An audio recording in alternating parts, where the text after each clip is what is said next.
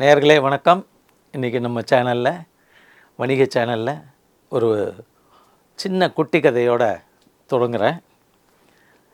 அவசியம் தெரிஞ்சிக்க வேண்டிய ஒரு கதை இது. பல வருஷங்களுக்கு முன்னாடி நம்மளுடைய நாட்டில் காலையில் எழுந்தாங்கனாக்க அநேகமாக கஞ்சி தான் சாப்பிடுவாங்க. அதான் ஒரு பழக்கமாக இருந்துச்சு. அப்புறம் நாளாக இந்த காஃபி, டீ இந்த பழக்கங்கள்லாம் வந்தது. இதுக்கு ஒரு கதை சொல்லுவாங்க வணிக வல்லுநர்கள்லாம். என்ன அப்படின்னாக்க, காஃபி, டீ அப்படிங்கிறது முற்றிலும் என்னன்னே தெரியாத கிராமங்கள், இந்தியர்கள். அவங்களுக்கு தெரிஞ்சதெல்லாம் அவங்க கிராமம், அந்த கஞ்சி, இதே தான் அவங்களுடைய பாரம்பரிய ஒரு பழக்கம். ஸோ அந்த மாதிரி இருக்கிறச்ச என்னாச்சு, ஆனால் வெள்ளைக்காரன் டீ காஃபியை கண்டுபிடிச்சிட்டு அதை அறிமுகப்படுத்தி இங்கே வியாபாரம் பண்ணணுன்னு அவன் நினைக்கிறான். அப்போது என்ன பண்ணுறது, இவங்களுக்கு இது பழக்கமே இல்லையே, எப்போ பாரு இந்த வெறும் அவங்க கஞ்சியை தாண்டி வரமாட்டேன்றாங்களே அப்படின்னு தெரிஞ்சுட்டு கடையிலெல்லாம் வச்சாலாம் அது ஒன்றும் விற்க மாட்டேங்குது.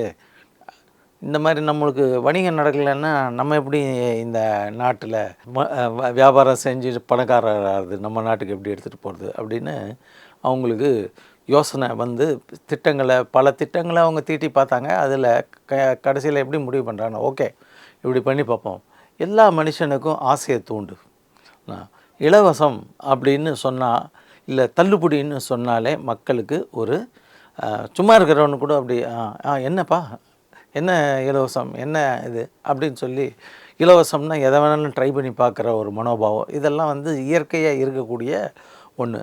அதனால் அவங்க என்ன பண்ண ஆரம்பித்தாங்கனாக்க, ஒவ்வொரு கிராமத்துலேயும் ஒரு மிஞ்சி போனால் என்ன ஒரு 5 தெரு இருக்கும், இல்லை 10 தெரு இருக்கும், அவ்வளோதான். ஸோ அந்த தெருவில் காலங்காலத்தால் போய் டீ காஃபி அவங்க ரெடி பண்ணி வச்சுட்டு ஒவ்வொரு வீட்டு கதவாக தட்டி, இந்தாங்க இது காலையில் எழுந்த உடனே வாழ்க்கையில் முன்னேறி நேரவங்கள்லாம் இதை தான் பயன்படுத்துகிறாங்க, சாப்பிடுங்க அப்படின்னு சொல்லி டேஸ்ட் பண்ணி பாருங்கள். அவங்க இல்லைப்பா வேணான்னா, இல்லை கொஞ்சம் தான் கொடுத்துருக்கேன் பாருங்கள், ஒரு வாய் தான், டேஸ்ட் பண்ணி பாருங்கள் அப்படின்னு சொல்லி கொடுக்க ஆரம்பித்தாங்க. ஸோ டேஸ்ட் பண்ணி பார்த்தா உடனே, இல்லைப்பா ஏன்னா முதல் நாள் சாப்பிடுச்சே பிடிக்காது உங்களுக்கு, அதனால் அவ்வளோ நல்லா இல்லையே அப்படின்னாங்க. இல்லை இன்னும் கொஞ்சம் குடிச்சு பாருங்கள், உங்களுக்கு எதுவுமே கம்ப்ளீட்டாக நீங்கள் மாற்றுறீங்கல்ல, அதனால் அப்போது அந்த அளவுக்கு டக்குன்னு ருசி எடுபடாது, ஆனால் ரொம்ப ருசியாக இருக்கும் இது.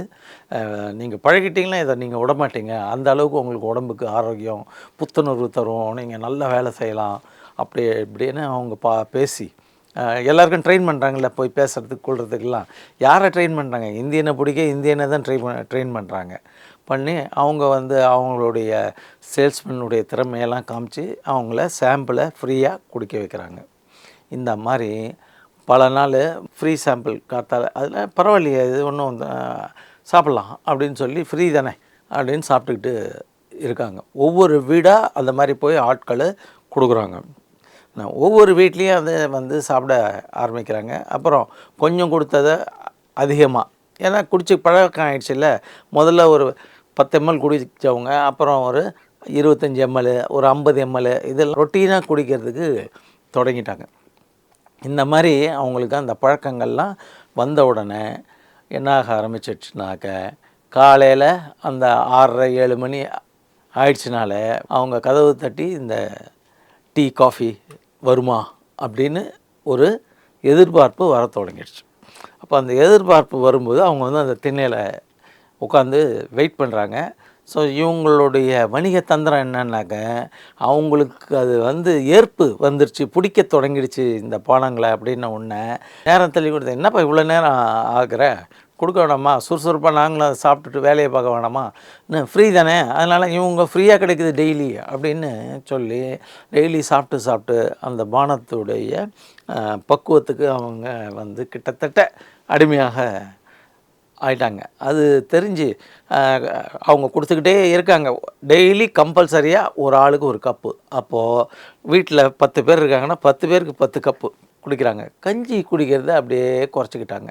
கஞ்சி அப்புறம் சாப்பிட்டுக்கலாம் அப்படின்னு சொல்லி தள்ளி போட ஆரம்பித்தாங்க. இது போல் அவங்க வந்து இல்லை நம்ம வயலுக்கு போனப்புறம் அங்கே கஞ்சியை சாப்பிட்டுக்கலான்னு முடிவு பண்ணிக்கிட்டாங்க. ஆனால் காலையில் ஃபஸ்ட்டு டீ காபி சாப்பிட்றத அவங்களுக்கு ஒரு பழக்கமாக மாறத் தொடங்கிச்சு. ஸோ எல்லா வீடுகள்லேயும் இந்த பழக்கம் வந்து பிடிக்க தொடங்கினோடனே என்ன ஆயிடுச்சுன்னா, அவன் வீட்டுக்கு ஒவ்வொரு வீட்டுக்கும் போய் கொடுக்கறத நிறுத்திட்டான். ஸோ இவங்க கார்த்தால எப்பவும் போல் டீ காப்பியை கொண்டு வந்து கொடுப்பான்னா வரல. ஒரு 2 பேர் நடந்து போயின்னு இருந்தாங்க. எங்கேயா போகிற அப்படின்னா, டீ காப்பி இங்கே வராதான், ஆள் இல்லையா, அங்கே இருக்குது, தெருமுனைக்கு வர சொல்லியிருக்காங்க அப்படின்னோடனே எல்லோரும் தெருமுனைக்கு போய் ஃப்ரீயாக குடிக்க தொடங்கினாங்க. இப்படி அவங்க என்னாயிடுச்சு, மற்ற நாள்லேருந்து டோர் டெலிவரி கிடையாது, ஃப்ரீ சர்வீஸ் கிடையாது, டோர் டெலிவரி கிடையாது. எல்லோரும் டெய்லி எழுந்தவுடனே அங்கே போய் சாப்பிட்றத ஒரு பழக்கமாக வச்சுக்கிட்டாங்க. இலவசம், அப்போது இலவசம் தான் அது. அப்போ இவங்களுக்கு என்ன ஆயிடுச்சு, முதல்ல இந்த டீ காப்பியை இல்லாமல் அவங்களால இருக்க முடியல. வீட்டு கதவை தட்டி பழக்கப்படுத்தின விஷயம் இப்போ வீட்டு கதவை தட்டி வரமாட்டேங்குது. நேர தெருமணிக்கு போய் சாப்பிட தொடங்குறாங்க. கொஞ்ச நாள் கழித்து கட்டுப்படி ஆகலைங்க, எல்லோரும் சாப்பிட்றீங்க, நீங்களே வீட்டில் போட்டு இதை சாப்பிடுங்க, எப்படி வந்து டீ காப்பி போட்டு சாப்பிட்ணுன்னு நாங்கள் சொல்லித்தரோம் அப்படின்னு டீ காப்பியை பாட்டிலில் வச்சு இதை நீங்கள் வாங்கிட்டு உங்கள் வீட்டில் பயன்படுத்தலாம் அப்படிங்கிற ஒரு ஐடியாவை கொடுக்குறான். ஒரு சிலர் சரி நமக்கு எதுக்கு டெய்லி இங்கே வந்து ஒரு 10 பேரோட க்யூவில் நின்றுக்கிட்டு வாங்கி குடிக்க வேண்டியிருக்கு, நம்மளே வீட்டில் சாப்பிட்லான்னு வசதி உள்ளவங்க தொடங்கிட்டாங்க. இந்த வசதி இல்லாதவங்க ஃப்ரீயாக கொடுத்தேன்னு சாப்பிட்டேன்ப்பா, இல்லை நான் வேணாப்பா அப்படின்னு போக தொடங்கிட்டாங்க.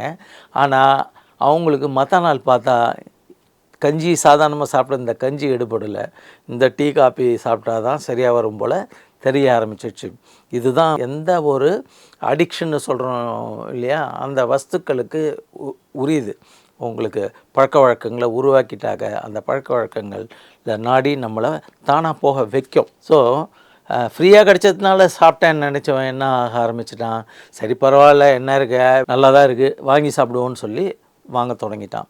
இந்த மாதிரி எல்லா வீட்டிலையும் ஒரு பாட்டிலு காஃபியோ டீயோ வாங்க தொடங்கின அப்புறம் டெய்லி வந்து கொடுக்கறத கட் பண்ணிவிட்டு அங்கே இருக்கிற கடையில் அந்த பொருளை, எப்பா இந்த பொருளை நீ வச்சுக்கோ, இந்த ஒரு கேஸ் பொடி இதில் 50 பேக்கெட் இருக்குது, அதனால் உங்கள் ஊர் மக்கள் டெய்லி இது வாங்குகிறாங்க சாப்பிடுவாங்கன்னு சொல்லி கொடுக்க ஆரம்பிச்சிட்டான். அதுலேருந்து வீட்டு வாசலில் no door delivery, no free delivery, வேணும்னு நினைக்கிறவங்க கடையில் போய் வாங்க தொடங்கினா வாங்குவாங்க. ஏன்னா வேறு வழியே இல்லை, அது சாப்பிட்டா தான் உற்சாகம் வருங்கிற நிலைமைக்கு அவங்க வந்துட்டாங்க, அதை நம்ப தொடங்கிட்டாங்க. அதனால் மீண்டும் கஞ்சியை நோக்கி அவங்க போகாமல் டீ காப்பிக்கு அடிமையாயிட்டாங்க. இப்படி தான் நம்ம நாட்டில் வந்து டீ காப்பி அப்படிங்கிறதே மக்களுக்கு பரிச்சயமாகி அதை நோக்கி அது இல்லாமல் நம்மளுடைய வாழ்வாதாரமே இல்லாத மாதிரி அன்றாட எழுந்த உடனே புத்துணர்வுக்கு தேவை ஒரு நல்ல டீ காப்பின்னு விளம்பரம் கொடுத்து பெரிய பெரிய சினிமா ஸ்டார்களை நடிக்க வச்சு அவங்களெலாம் சாப்பிட்ற மாதிரி பண்ண உடனே இன்றைக்கி அந்த டீ காப்பி சேல்ஸ் அப்படிங்கிறது கொடி கட்டி பறக்குது.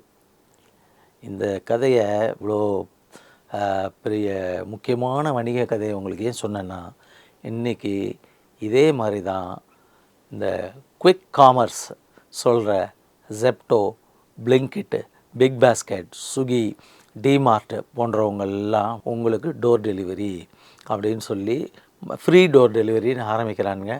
50% டிஸ்கவுண்ட், குறைஞ்சபட்சம் நாங்கள் 50% டிஸ்கவுண்ட்டு, 70% டிஸ்கவுண்ட்டு அப்படின்னு சொல்லி உங்களை வீடு நோக்கி மயக்கிறான்.